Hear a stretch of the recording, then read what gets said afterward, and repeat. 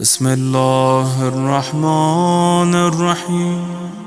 معصوم امام نے حدیثوں میں ہمیں بتائی کہ یہ کھاؤ گے اس سے تمہاری عقل بڑھے گی۔ یہ چیز آپ کو کسی پنساری کی دکان سے مل جائے گی، جسے ایک قسم کی گم ہے، درختوں سے نکلنے والی ایک گوند ہے، گم ہے، جسے کہتے ہیں کندر کی گوند۔ کندر کاف نون دال رے کاف پہ پیش، کندر ایک گوند ہے جس کو چبانے کے بارے میں اہل بیت نے کہا ہے کہ اس سے انسان کی عقل مضبوط ہوتی ہے اور عقل کی اس سے تقویت پہنچتی ہے کندر کے بارے میں۔ اور کندر کے بارے میں مولا نے یہ بھی فرمایا ہے کہ اگر کوئی پریگننٹ جس کے پیٹ میں بچہ ہے خاتون یہ کندر کھائے گی، اگر اس کا بیٹا پیدا ہوگا تو دلیر بیٹا پیدا ہوگا، اگر بیٹی پیدا ہوگی تو اپنے شوہر کے دل میں جگہ بنانے والی بیٹی پیدا ہوگی۔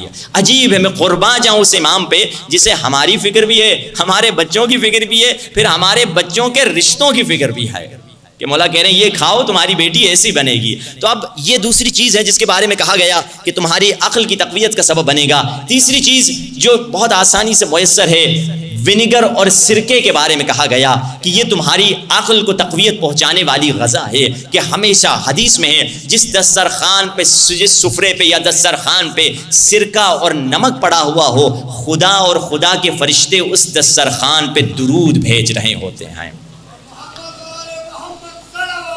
اللہم صلی علی محمد۔